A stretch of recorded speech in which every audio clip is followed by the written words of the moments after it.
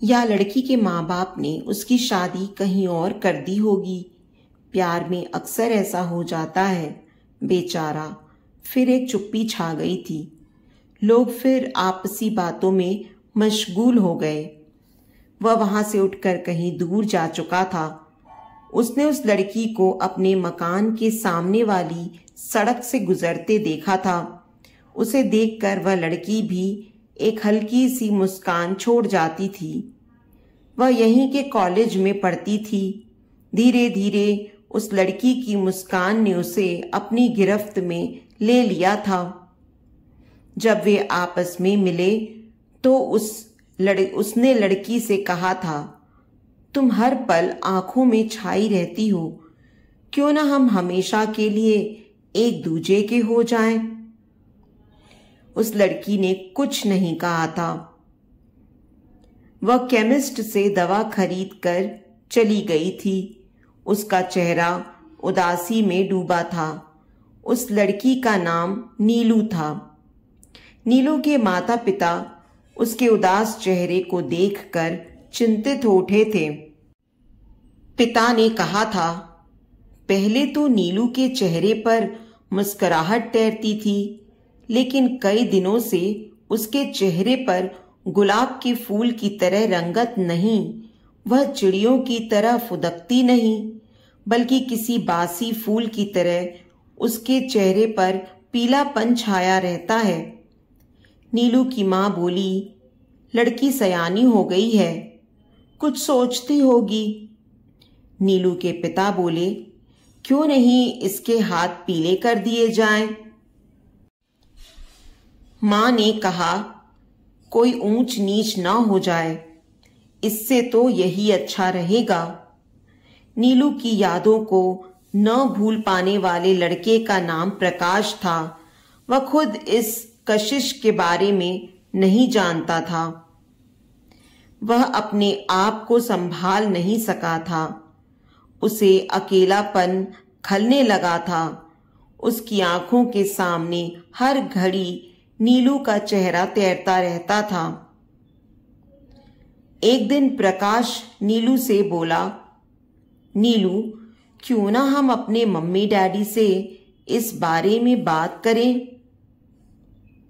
मेरे mummy daddy पुराने विचारों के हैं, वे इस संबंध को कभी नहीं स्वीकारेंगे। नीलू ने कहा। क्यों? प्रकाश ने पूछा था। क्योंकि जाति आड़े आ जाती है प्रकाश।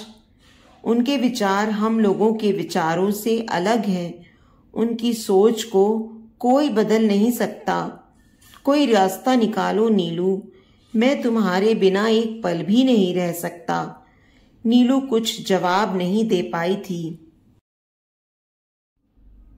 एक खामोशी उसके चेहरे पर घिर गई थी। दोनों निराश मन लिए अलग हो गए। पूरे मोहल्ले में उन दोनों के प्यार की चर्चा होने लगी थी। जानती हो फूलमती, आजकल प्रकाश और नीलू का चक्कर चल रहा है। दोनों आपस में मिल रहे हैं। हाँ दीदी, मैंने भी स्कूल के पास उन्हें मिलते देखा है। आपस में दोनों हौले हौले बतिया रहे थे। मुझ पर नजर पड़ते ही दोनों वहां से खिसक लिए थे। हाँ, मैंने भी दोनों को बैंक्वेट हॉल के पास देखा है। ऐसा ना हो कि बबीता की कहानी दोहरा दी जाए।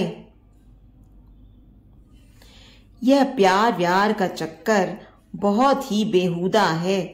प्यार की आंधी में बहकर लोग अपनी जिंदगी खराब कर लेते हैं। आज का प्यार वासना से भरा है। प्यार में गंभीरता नहीं है। देखो, इन दोनों की प्रेम कहानी का नतीजा क्या होता है। प्रकाश के पिता उदय बाबू अपने मोहल्ले के इज्जतदार लोगों में शुमार थे। किसी भी शख्स के साथ कोई समस्या होती तो वे ही समाधान किया करते थे। धीरे धीरे यह चर्चा उनके कानों तक भी पहुंच गई थी। उन्होंने घर आकर अपनी पत्नी से कहा था। सुनती हो?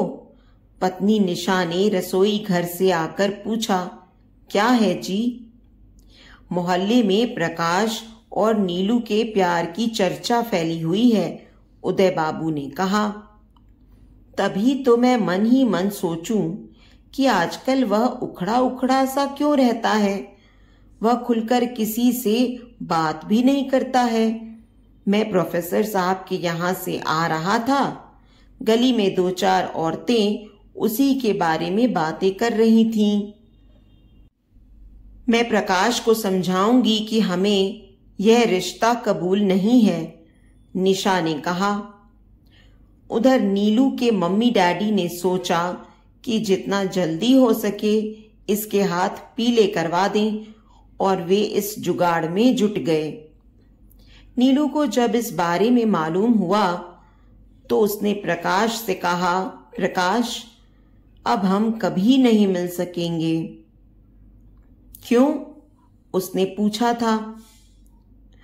डैडी मेरा रिश्ता करने की बात चला रहे हैं। हो सकता है कि कुछ ही दिनों में ऐसा हो जाए। इतना कहकर नीलू की आंखों में आंसू डबडबा गए थे। क्या तुमने? नहीं प्रकाश, मैं उनके विचारों का विरोध नहीं कर सकती। तो तुमने मुझे इतना प्यार क्यों किया था? प्रकाश ने पूछा। हम एक दूसरे के हो जाएं, क्या इसे प्यार कहते हैं? क्या जिस्मानी संबंध को ही तुम प्यार का नाम देते हो? यह सुनकर प्रकाश चुप था। क्या अलग रहकर हम एक दूसरे को प्यार नहीं करते रहेंगे?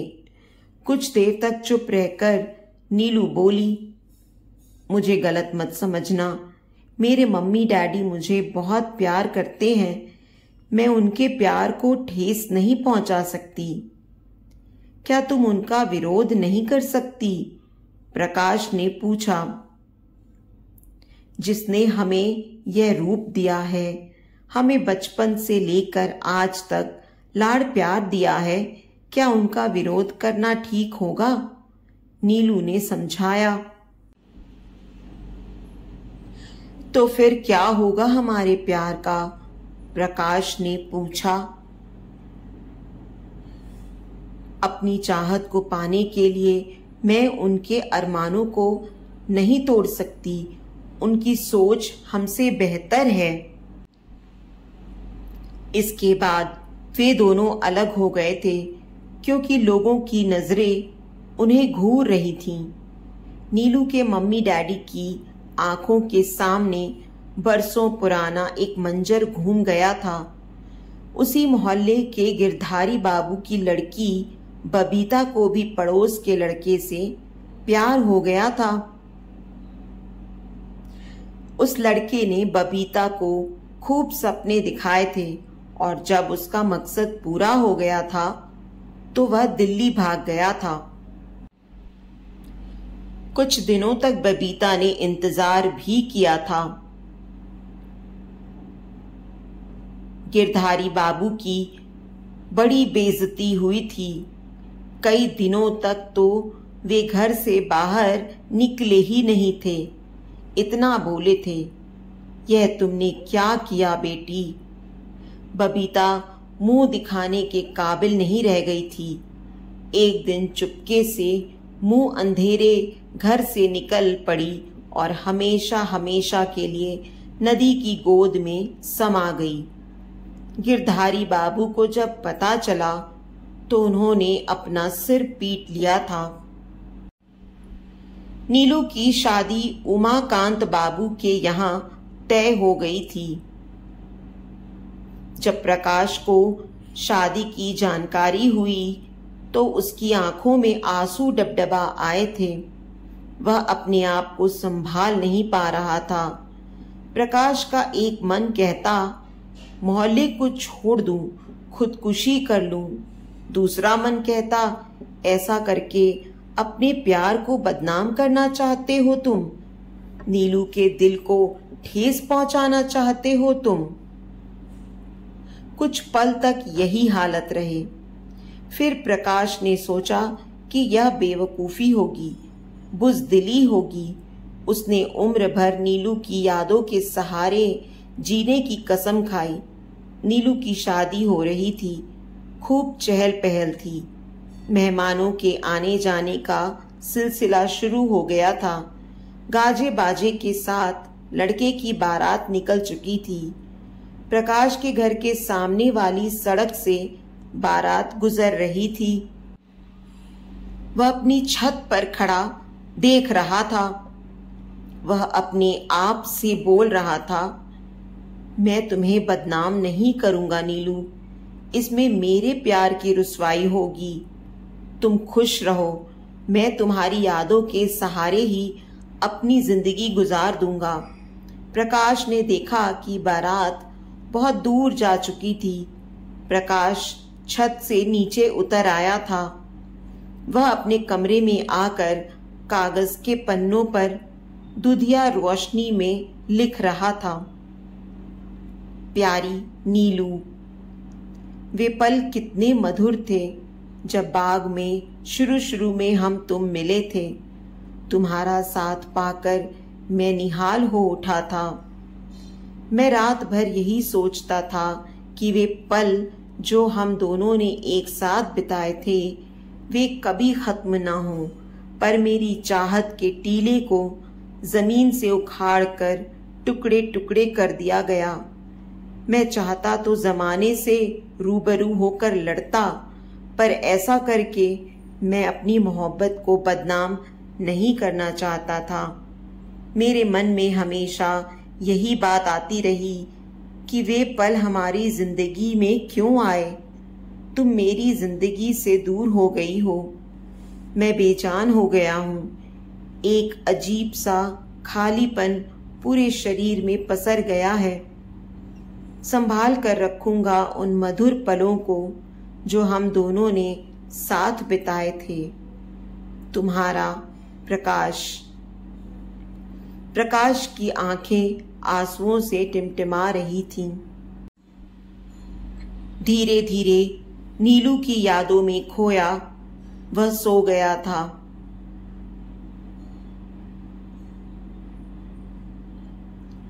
तो दोस्तों, उम्मीद करती हूँ आपको आज की हमारी कहानी पसंद आई होगी। कहानी पसंद आई है तो वीडियो को लाइक और शेयर करें। चैनल पर नए हैं तो चैनल को सब्सक्राइब करें और हाँ, नोटिफिकेशन बेल को जरूर दबाएं ताकि अगली अपडेट सबसे पहले आपको मिले।